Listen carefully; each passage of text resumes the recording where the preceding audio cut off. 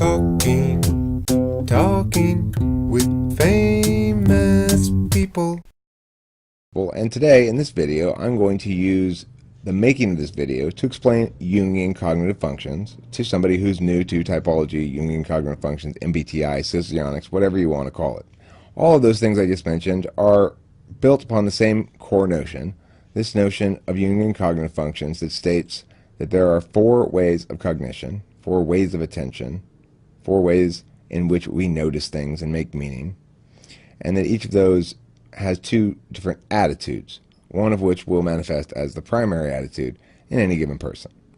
This video is not designed to explain in a technical fashion the Jungian cognitive function model, but rather to provide a lot of examples of it, and to do so talking about my own video right here. So what I just did right there was a little bit of analysis, explaining a bit of how the model works, but then I pulled myself short, and I said, nope, don't go down that path, because that's not the purpose of this video. So I reminded myself of the purpose of it to other people. Might be thought of as two different kinds of cognitive function. You might consider in play extroverted feeling. I'm concerned about yours, the audience's feelings. That's why I'm trying to keep moving quickly and move through new information, not repeat myself, not get you bored. Why am I so concerned about your feelings? Well, it's a matter of extroverted feeling, but it's also a matter of self-interest, of course, because I want you guys to watch my videos and I want you to enjoy them so that I continue to get whatever rewards I get for it. All of which so far have been non-monetary, but they've been tremendous nevertheless, and vastly more important than any monetary rewards I may end up getting. So, regardless of that, extroverted feeling is concerned about other people's feelings, and in this case, I'm making this video. I'm demonstrating right now a concern for other people's feelings by trying to move quickly, and I'm also demonstrating a respect for the introverted thinking, the TI aspect of things, because I'm remembering I have a roadmap here, a plan I'm going to try to execute. So let's start then by talking about why did I make this video in the first place? What motivated me to make it? Why am I not making a video about something else? Why am I not making a song and not recording it? Why am I not dancing? Okay, so there's three primary answers that I might give to why I'm making this video. Number one, it is steeped in the fact that, well, I make videos, is what I'm doing. So obviously I'm going to make videos about something, and this happens to be what I'm making a video about. The question about whether I'm making a video or something else is a question independent of what this video is about, right? So we can kind of remove from the equation the fact that I'm making a video. Okay, so what's the second primary reason? The second reason I'm making this video about this topic is because I know that I made 3 or 4 videos in a row now that are not about this topic, that are a different kind of video. I made several comedy videos recently, and that most people do not watch this channel for those videos. And so I intend to meet the expectations and needs of the viewers by providing videos that are on topic to what they think this channel primarily is about. The reality is this channel is about all sorts of different things, and I hope to have people enjoying one or more of those things. It's the best I can ever hope for, and thank you for watching this video.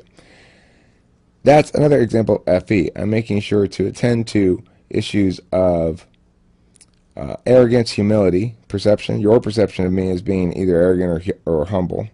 I'm making sure to attend to reminding myself to thank you, because I really do appreciate you watching this video. I mean, as a person who uses as this conscious function extroverted feeling, it does matter to me immensely what you think of this video and whether or not you like me or think I'm a good person or a bad person or those sort of things, even though I have no idea who you are. It's a little crazy. See this shit? Okay, well, I'll get to this in a little while. This is representative of it too. So, all right, so that's the second motivation. The third motivation is, once I came up with this concept as a way of dealing with cognitive functions, it seemed really interesting and fun. So then I jumped right on it. Now, for me, it's that last element that tends to be the deciding factor in things. And the reason for that is because of this extroverted intuition function that I have as my dominant function that everybody has somewhere in their stack. Remember, Jungian cognitive function model says everybody has all 4 functions in both attitudes. But there's dispute about how certain ones in certain ways to play out, whatever, it doesn't matter. The point is, for me, a big deal is this extrovert intuition thing, which is all about possibilities. To me, this feels like a new possibility, a new idea that I haven't explored before. I'm excited about it, and I'm happy to make this video. It's making me very happy to come up with the explication of what I'm doing and why I'm doing it as I'm doing it in a way that makes it useful to you, hopefully, to explain things. That's extroverted intuition, is the desire to just play with the idea and explore all the possibilities.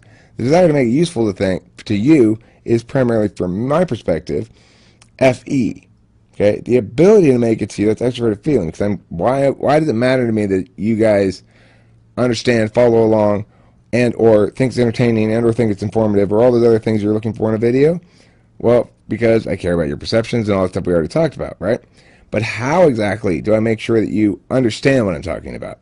How exactly do I make sure that the ideas being expressed are ideas that are clear and make sense with the other ideas around them and stuff like that, so that my basic concept can go from my brain into your brain? The answer is extroverted thinking. Extroverted thinking is a step-by-step kind of a thing normally, but in this instance, it's me executing the roadmap that I have in my head for how to do this little speech that I'm doing. It's a speech, basically. It's an impromptu speech. So I have a roadmap in my head about how to go about doing that. It began with these three elements that I talked about, right? And now I'm explaining the roadmap to you because I want to make sure you understand the difference between extroverted thinking, which is very this, and introverted thinking, which is much more conditional.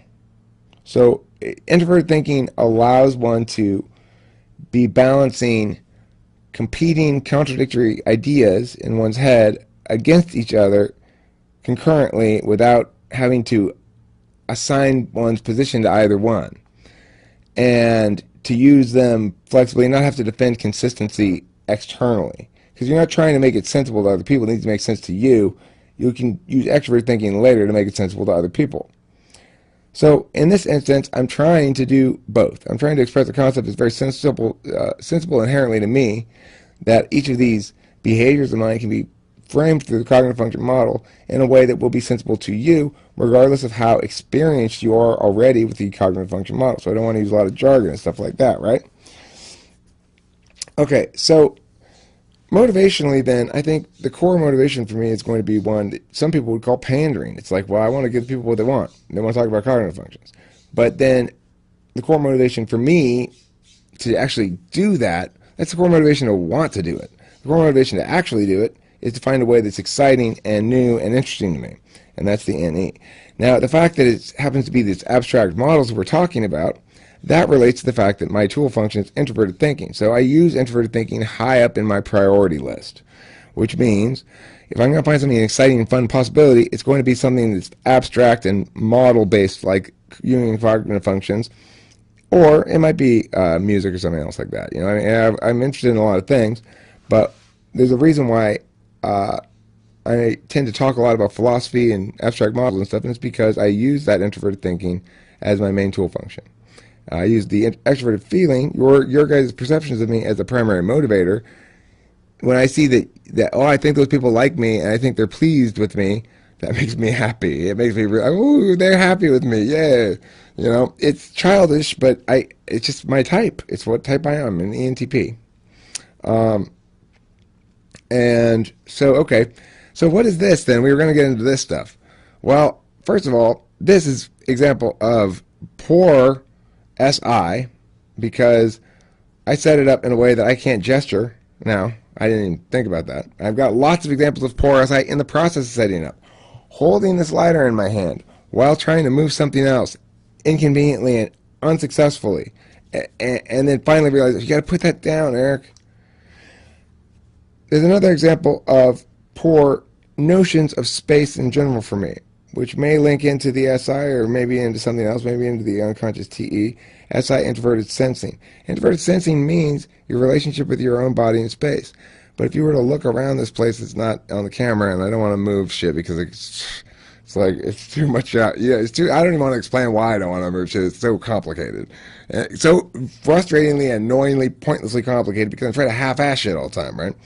So this mic I changed sides over to this side for a while, and I could not for the fucking life of me figure out why I couldn't get it to be on the front of the microphone without turning it upside down. And finally, like a week after I moved it over there, I thought, maybe it has to be on that side to have the front be right side up. And I tried it, and that was the problem. That's indicative of a complete lack of use of extroverted thinking combined with extroverted sensing to give me a sense of spatial intelligence, of how two objects, not me, relate to each other in space. In this instance, one of them is me, but it's not really me. It's a front, like saying how it's basically the chair that it's relating to, how it relates to the chair. How it relates to me is like how far away it is from me and stuff. I'm okay with that. But the spatial intelligence required for two different objects in space, like this and the chair, I'm terrible at that. And it's because it's both of those things that are involved in that. I think it's also introverted intuitions involved in that as well. That those sort of notions are not consciously favored functions by me.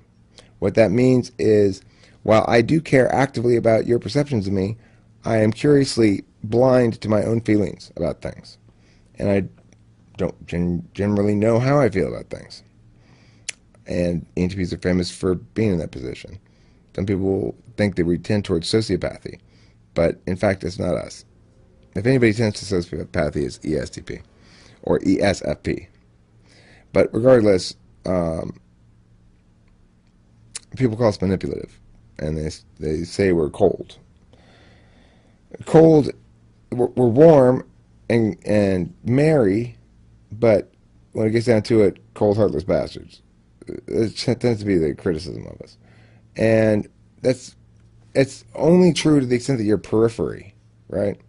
If you're core, then we're deeply connected, deeply loyal, and able to be deeply wounded as well. So it's getting up on a sidetrack. See, this is extroverted intuition as well. Extroverted intuition is a function that causes me to see all the different paths I might travel down, and I rely on my introverted thinking to keep me on track. It doesn't always do it because it relies on my introverted sensing being active and telling me, don't forget to do this, reminding me of stuff. So when we say these functions, we talk about them as doing things. That's not actually accurate, and we should know that as well. That what we're really saying is I need to devote a certain amount of my attention to reminding myself about other shit. And I'm not devoting very much of my attention to that. Very little.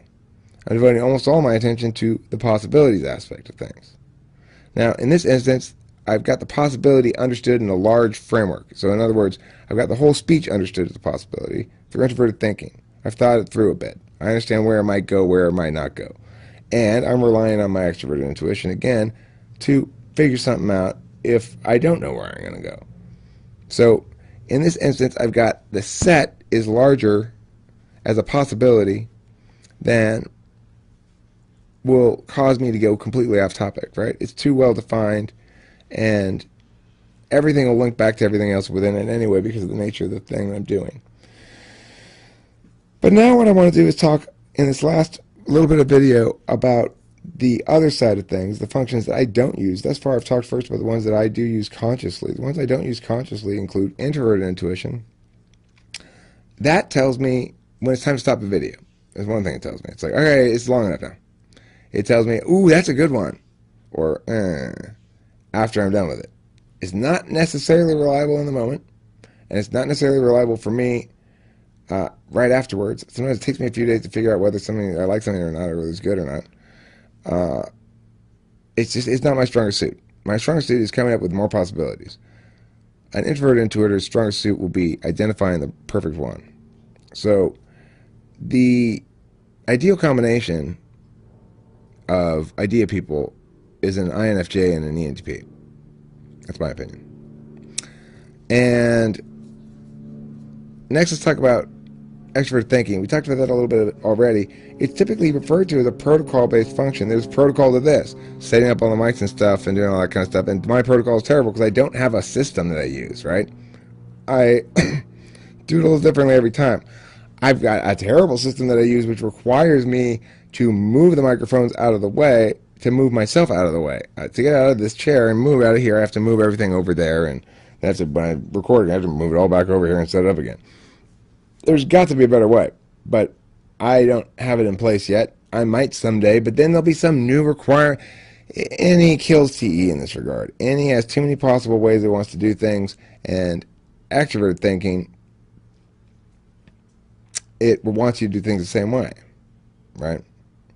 So, okay, let's go now to introverted feeling. This is the function that I feel least qualified to talk about. And it's also the function I feel is least conducive to word explanations. But suffice it to say this. If I have two things, one of them that's very precious to me and one of them that's not very precious to me, I might, in some time, just sort of not know that and like sell the precious one, even though they're both worth the same money.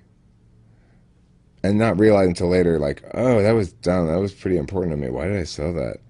Like, that's the sort of thing I might do because I have introverted feeling problems. I don't get it.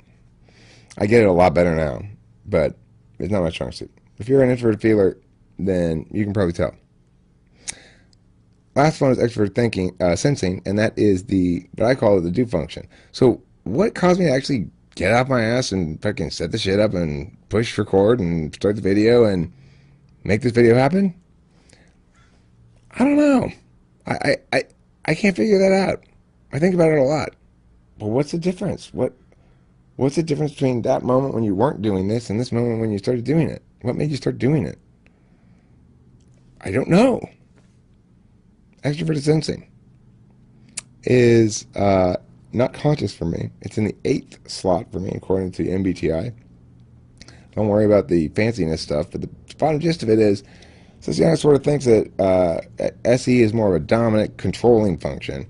MBTI sees more of a doing function.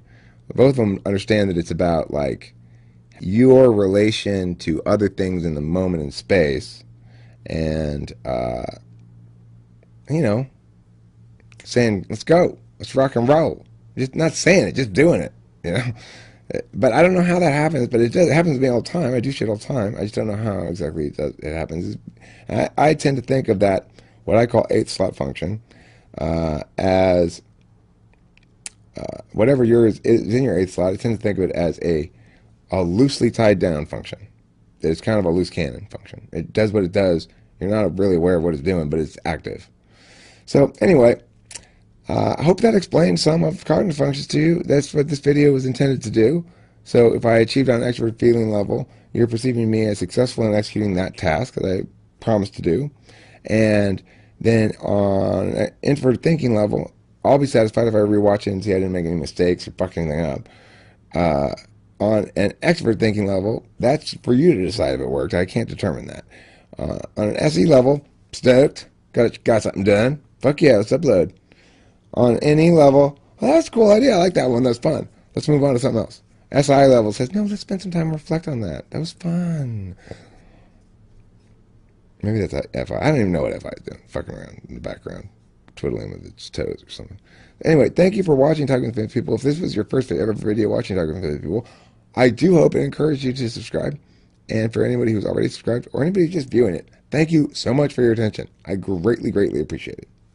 Have a good day. Not easy. It makes a clean goodbye difficult, doesn't it? Talking, talking.